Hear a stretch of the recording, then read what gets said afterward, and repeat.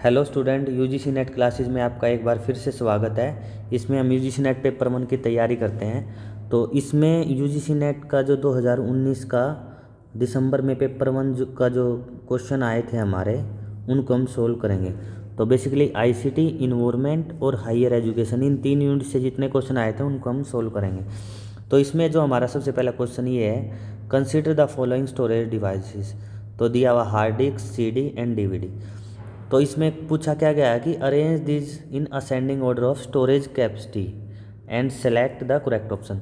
तो हमें उनको असेंडिंग ऑर्डर में, असेंडिंग ऑर्डर का मतलब है कि increasing order of their storage capacity में हम उनको अरेंज करना है। तो हमें पता है जो सबसे कम स्टोरेज डिवाइस इसमें हमारा वो क्या है, सीडी है। उसके बाद हमारा डीवीडी और देन हमारा हार्ड डिस्क। तो इस तरीके से हमारा ऑप्शन हो जाएगा क्या, बी सी ए।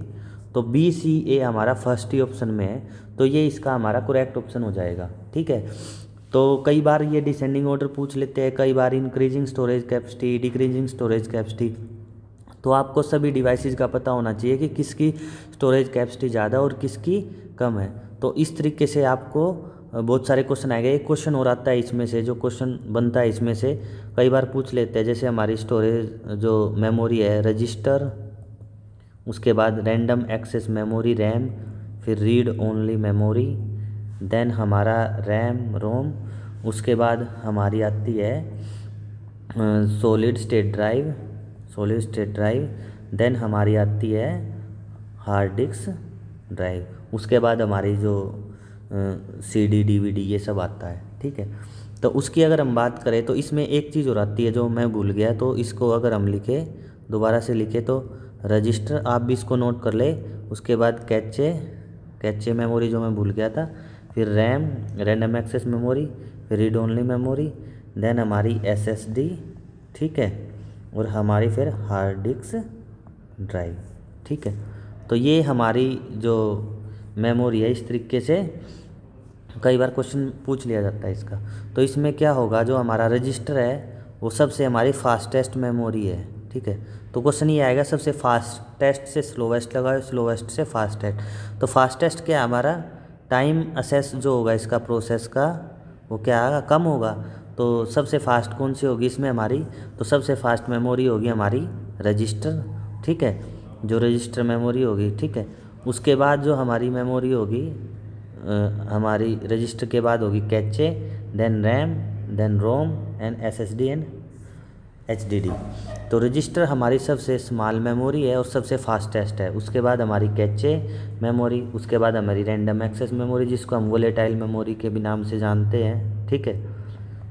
उसके बाद read only memory, then SSD हमारा सॉलिड स्टेट ड्राइव होता है। सॉलिड, कई बार फुल फॉर्म पूछ ली जाती है डायरेक्ट, सॉलिड स्टेट ड्राइव। ठीक है। उसके बाद एचडीडी हमारा हार्ड डिस्क ड्राइव होता है, जिसका हमने अभी क्वेश्चन भी किया था, जो ये हमारा हार्ड डिस्क ड्राइव दिया हुआ है। ठीक है।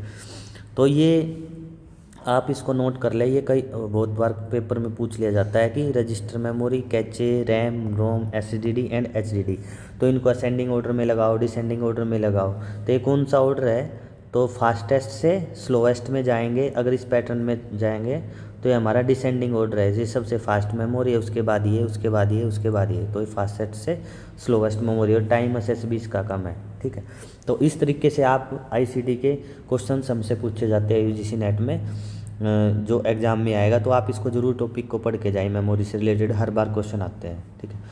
अब हमारा नेक्स्ट क्वेश्चन है जो आईसीटी से ही सेकंड है, विच of the following is a decision support system.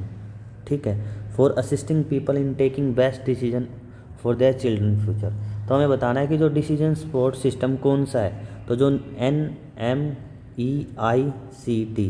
National mission on education in through information and communication technology. तो गवर्नमेंट ऑफ इंडिया का ये जो इनिशिएटिव है NMEICT के थ्रू, तो हमें बताना है कि कौन सा जो है ना कि डिसीजन सपोर्ट सिस्टम है। तो ई पाठशाला तो क्या है, CBSE द्वारा शुरू किया गया, जो मोबाइल फ़ोन के द्वारा या टैबलॉइड के द्वारा जो लर्निंग ईजी करने के लिए ये ई पाठशाला लॉन्च किया गया। तो इसका आंसर है सारांश। तो सारांश क्या, हमारा सारांश एक डिसीजन सपोर्ट सिस्टम है, जिसकी हेल्प से हम जो बेस्ट डिसीजन लेने होते हैं चिल्ड्रंस के फ्यूचर के, तो उसमें ये हमारी मदद करता है ये पोर्टल। ठीक है।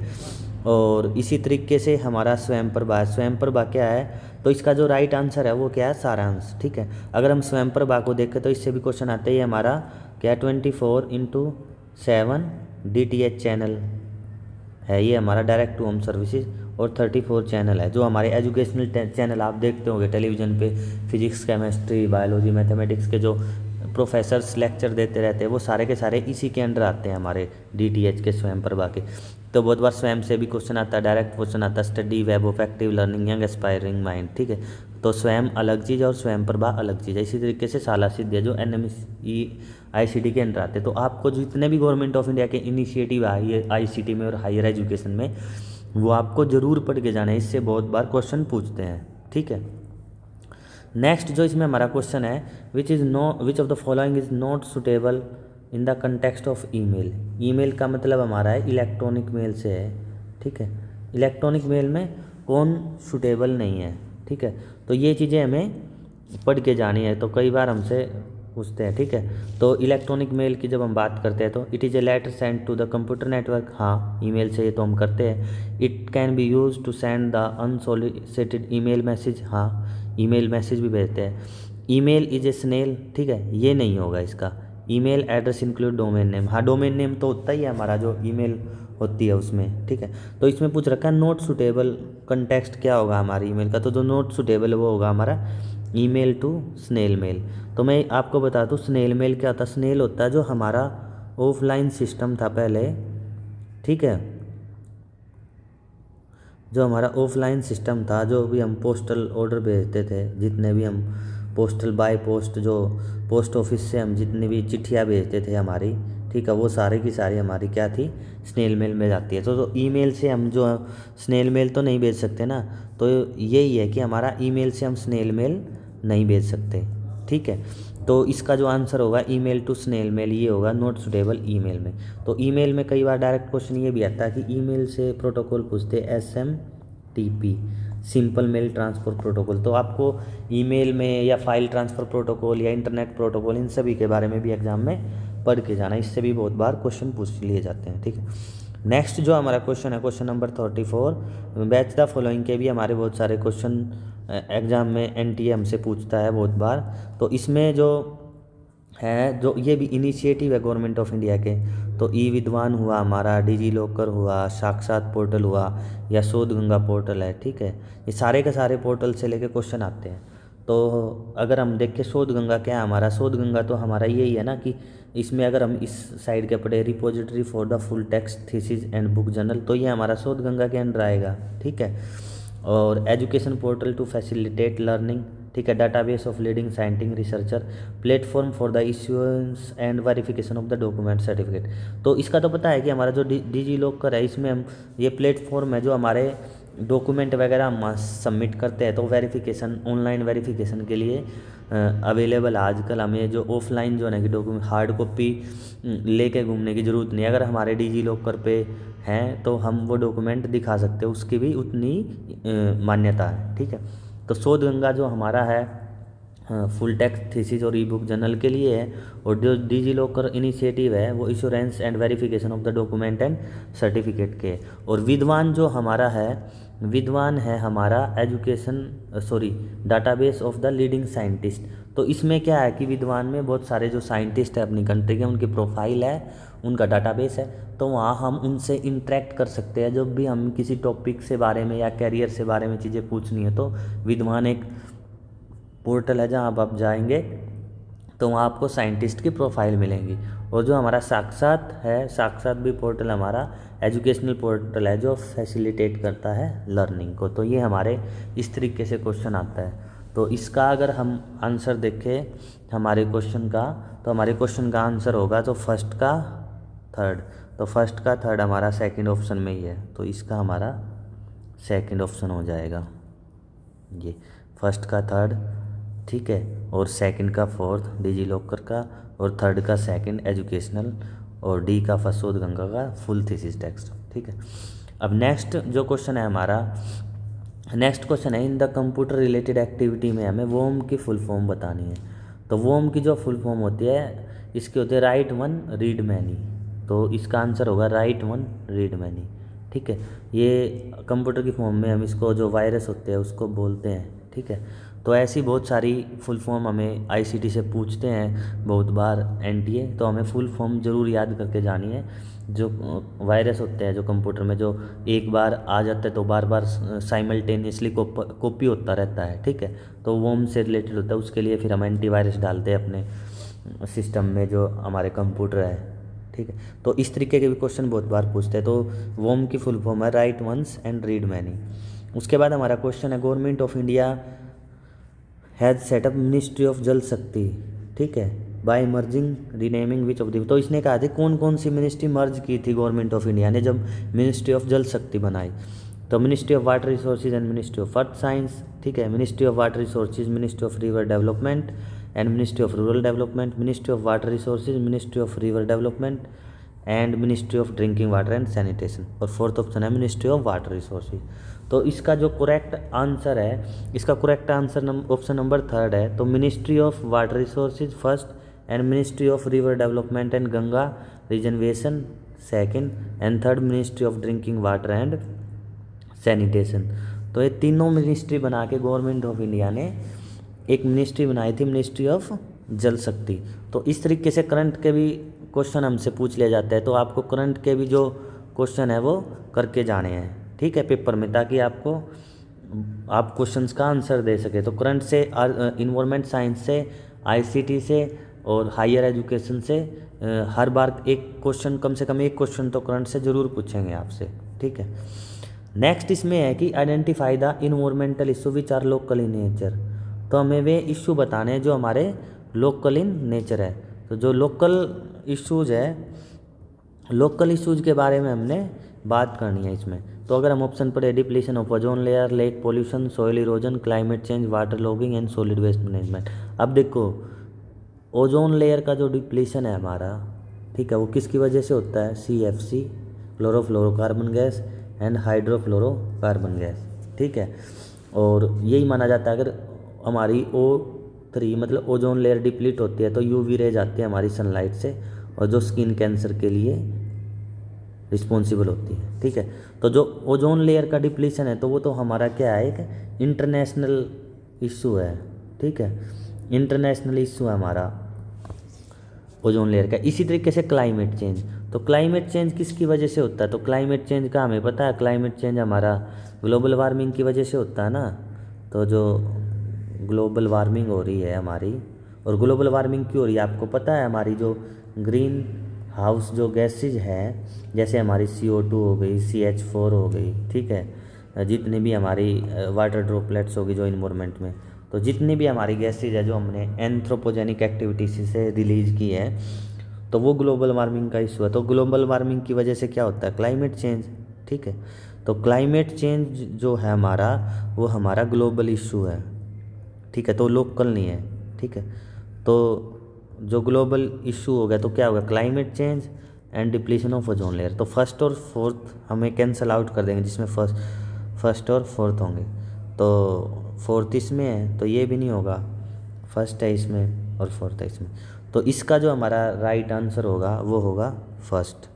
तो सेकंड क्या होगा इसमें? तो हमारा lake pollution, soil erosion, water logging and solid waste management, ये हमारे लोकल इश्यूज होंगे इन्वायरमेंट से रिलेटेड।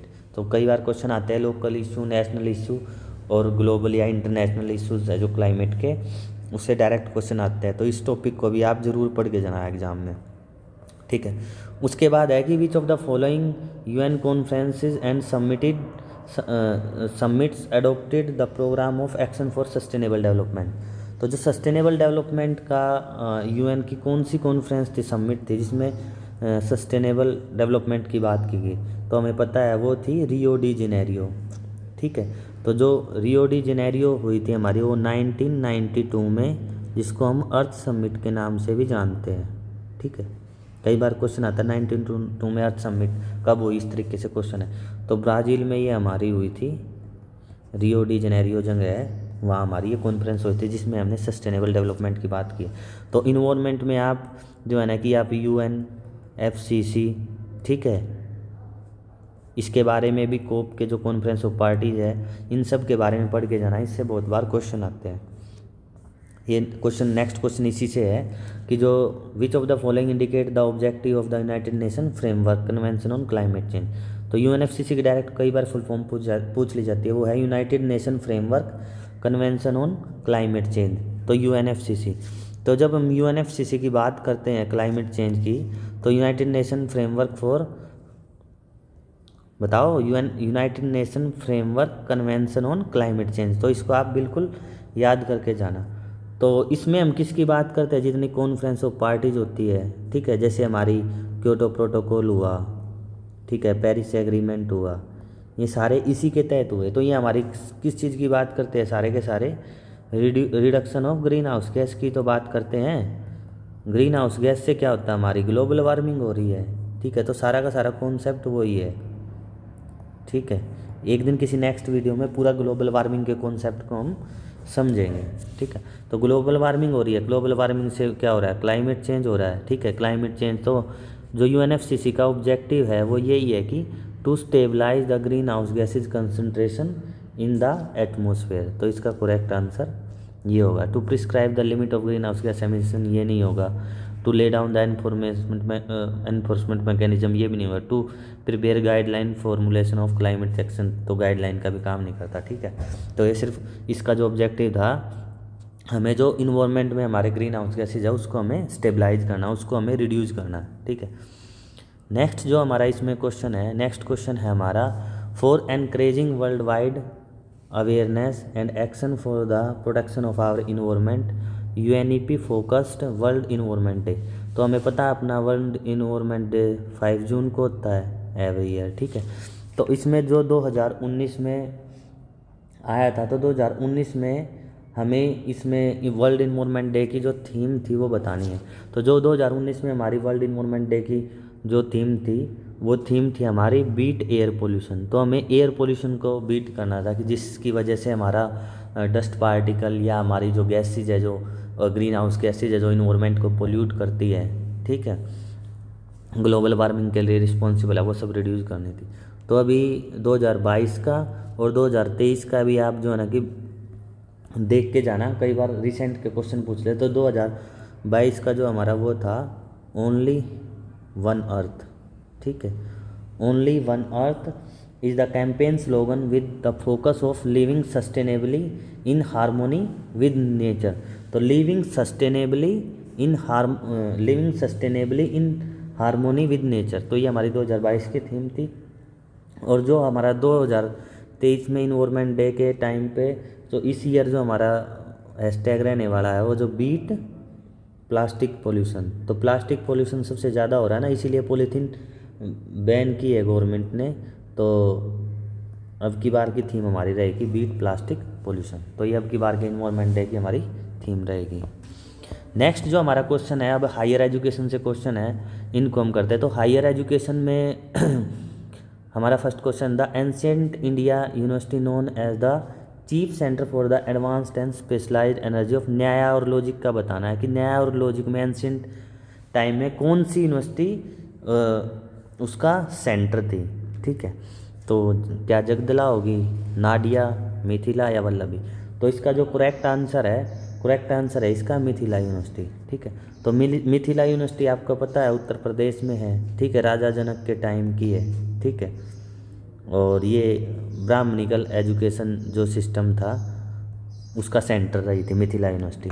तो आपको जितनी भी यूनिवर्सिटी है, वल्लभी जैसे गुजरात में है, तक्षशिला और आपकी तक्षशिला यूनिवर्सिटी नालंदा, इन सभी यूनिवर्सिटीज़ के बारे में एक बार आपको ज़रूर पढ़ के जाना। इनसे डायरेक्ट क्वेश्चन आते हैं कि इनमें किस किस चीज़ की एजुकेशन होती थी, औषधि की किस में थी, एक्सरसाइज की किस में थी, ऐसे बहुत सारे क्वेश्चंस आपको आएंगे। इसमें कितनी एज टाइम पीरियड था, कि कब तक किस एज में एडमिशन ले सकते थे, और ये सारी चीज़ें आपको, या लाइब्रेरी का क्या नाम था किसी स्पेसिफिक यूनिवर्सिटी के, तो ये क्वेश्चन पूछेंगे। तो आप एक बार इसको ज़रूर पढ़ के जाना, यूनिवर्सिटी से डायरेक्ट क्वेश्चन आते हैं हायर एजुकेशन में। तो नेक्स्ट हमारा क्वेश्चन है, which item in the following constitute a non conventional learning program. तो हमें नॉन कन्वेंशनल लर्निंग प्रोग्राम के बारे में बताना है। तो अगर आपको पता होती है, ओरिएंटल लैंग्वेज होती है, जो एशिया स्पेसिफिक जो स्टडी हो रही है आजकल लैंग्वेज से रिलेटेड, वो आती है। तो ये तो एकदम से पूरा मॉडर्न कॉन्सेप्ट है ना। तो जो इसमें जो अलग अलग कंट्रीज़ की जो लैंग्वेज की स्टडी कर रहे हैं हम, ठीक है, लैंग्वेज स्टडी कर रहे हैं, वो सारी की सारी ओरिएंटल लैंग्वेज में आती है, ठीक है। तो जिसमें सेकंड होगा तो वो तो नहीं होगा। आप देखो सेकंड किस में है, फोर्थ में है, सेकंड में है और फर्स्ट में भी है। तो बचा कौन सा, सिर्फ थर्ड ऑप्शन।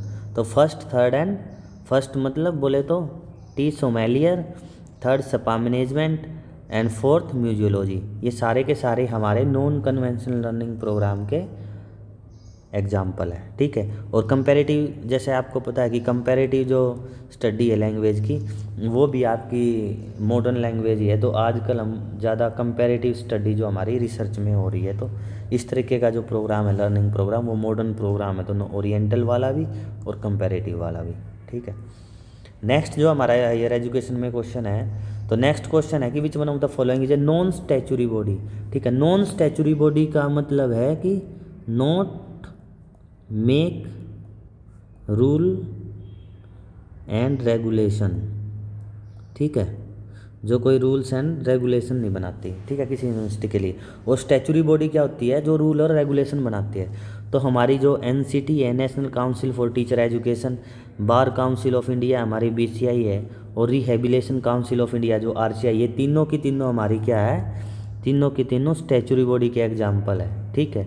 और हमारा जो नेशनल असेसमेंट एक्रेडिटेशन काउंसिल है, जो हमारी नेक है, ये नेक नेशनल असेसमेंट एक्रेडिटेशन जो काउंसिल है, ये हमारी नॉन स्टैचुरी बॉडी का एग्जाम्पल है, ठीक है, ठीक है। तो जो कोई ना ही रूल बनाता, ना ही कोई रेगुलेशन बनाती, ठीक है, ओनली ये क्या करती है, असेस करती है, रैंकिंग देती है यूनिवर्सिटी को कि भाई इस यूनिवर्सिटी की क्या रैंकिंग रही है, इसके अपने पैरामीटर्स है जिसके बेसिस पे रैंक देते हैं यूनिवर्सिटीज़ को, ठीक है। तो आपको स्टैचुरी बॉडी और नॉन स्टैचुरी बॉडी पढ़ के जाना है। जैसे यूजीसी भी जो हमारी है वो स्टैचुरी बॉडी का एग्जाम्पल है। तो इस तरीके से हायर एजुकेशन में बहुत सारे इंस्टीट्यूशंस और ऑर्गेनाइजेशन की बात की गई है, तो उन सब के बारे में आपको एक बार ज़रूर पढ़ के जाना है। नेक्स्ट जो है इसमें क्वेश्चन है हमारा, which one of the following has been the basis for the introduction of yoga in the teacher training course. तो टीचर ट्रेनिंग कोर्सेज की बात करते हैं तो उसमें योगा कब इंट्रोड्यूस किया गया था। तो नेशनल एजुकेशन पॉलिसी 1968 या 1986, एनईपी जो है, या vision of teacher education in India quality and regulatory perspective 2012, या फिर हमारा ड्राफ्ट नेशनल एजुकेशन पॉलिसी 2019। तो जो इसका करेक्ट आंसर है वो है एनईपी जो हमारी 1986 थी। तो उस टाइम पे हमने योगा एजुकेशन को टीचर ट्रेनिंग में एज ए कोर्स इंट्रोड्यूस किया था, ठीक है। तो इस तरीके के भी क्वेश्चन हमारे हायर एजुकेशन में आते हैं कि तो अभी रिसेंट जो एनईपी 2020 आई है, नेशनल एजुकेशन पॉलिसी 2020, तो उससे भी बहुत सारे क्वेश्चन पूछे जाएंगे। तो आप पूरी एनईपी एक बार ज़रूर पढ़ के जाना पेपर में, ठीक है। नेक्स्ट हमारा क्वेश्चन है नीति आयोग से, ठीक है। कई बार क्या होता है कि डायरेक्ट क्वेश्चन पूछ लेते हैं, नीति आयोग की फुल फॉर्म ही पूछ लेते हैं। तो नीति आयोग की फुल फॉर्म क्या है, national institution for transforming India, TRANS, transforming India. तो डायरेक्ट कई बार फुल फॉर्म पूछ लेते हैं AICT की, UGC की, नीति आयोग की, जो मेन हमारी गवर्नमेंट एजेंसी एजुकेशन से रिलेटेड, हायर एजुकेशन और एजुकेशन से, वो आपको सभी एक बार पढ़ के जानी है। तो हमारा MHRD का आपको पता ही होगा, नाम बदल के मिनिस्ट्री ऑफ एजुकेशन हो गया है, ठीक है, ये सारी चीज़ें। तो इसमें बताया कि जो 3 ईयर एजेंडा है वो हायर एजुकेशन से, वो नीति आयोग के, जो नीति आयोग का 3 ईयर एजेंडा, उसमें से कौन कौन से आइटम्स है, कौन कौन से ऑप्शन होंगे।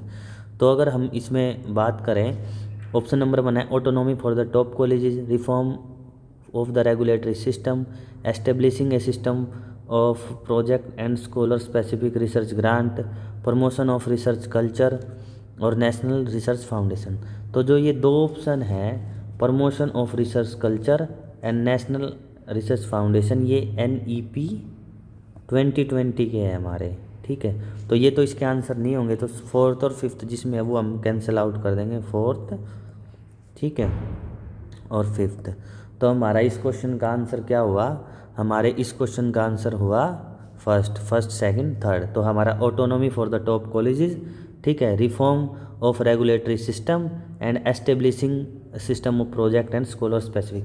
तो इस तरीके से ये 3 ऑप्शन इसके होंगे, तो राइट आंसर इसका फर्स्ट होगा। तो इस तरीके से भी बहुत बार डायरेक्ट क्वेश्चन आते हैं एग्जाम में। तो आपको इस तरीके से क्वेश्चन से आपको जो है ना कि थ्योरी की तरफ अप्रोच करना और थ्योरी से आपको क्वेश्चन की तरफ अप्रोच करना है। तो आपको ज़्यादा से ज़्यादा PYQ करके जाने हैं, MCQ करके जाने हैं, क्योंकि जब आप क्वेश्चंस करते हैं तो उससे आपकी थ्योरी स्ट्रॉन्ग होती है। ठीक है, तो इस तरीके से भी हम आगे की वीडियो में कुछ और टॉपिक्स से रिलेटेड क्वेश्चन करेंगे। अगर आपको कोई पेपर 1 से रिलेटेड, UGC नेट के पेपर 1 से रिलेटेड कोई स्पेसिफिक टॉपिक समझना हो तो आप कमेंट बॉक्स में लिख सकते हैं। मैं कोशिश करूँगा उस पर जल्द ही वीडियो लेके आऊँ। तो आपको एग्ज़ाम जो हमारा NTA का जो अभी एग्ज़ाम लेने वाली है फरवरी में, 21 फरवरी से, जो 10 मार्च को होने वाले हैं, तो उसके लिए आपको अभी से ज़्यादा क्वेश्चंस की प्रैक्टिस करो। आप अपने पेपर जो है ना कि 2 के लिए भी और पेपर 1 के लिए भी, दोनों के लिए आप ज़्यादा से ज़्यादा क्वेश्चन करो। तो आप जितने ज़्यादा क्वेश्चन होंगे उतनी ज़्यादा आपकी थ्योरी स्ट्रॉन्ग होगी, और उससे जब भी आप एग्ज़ाम में बैठोगे, जब आप जो सिचुएशन होगी उसमें, तो आप अच्छे से परफॉर्म कर पाएंगे। तो ठीक है, आज के लिए बस इतना ही। Thank you.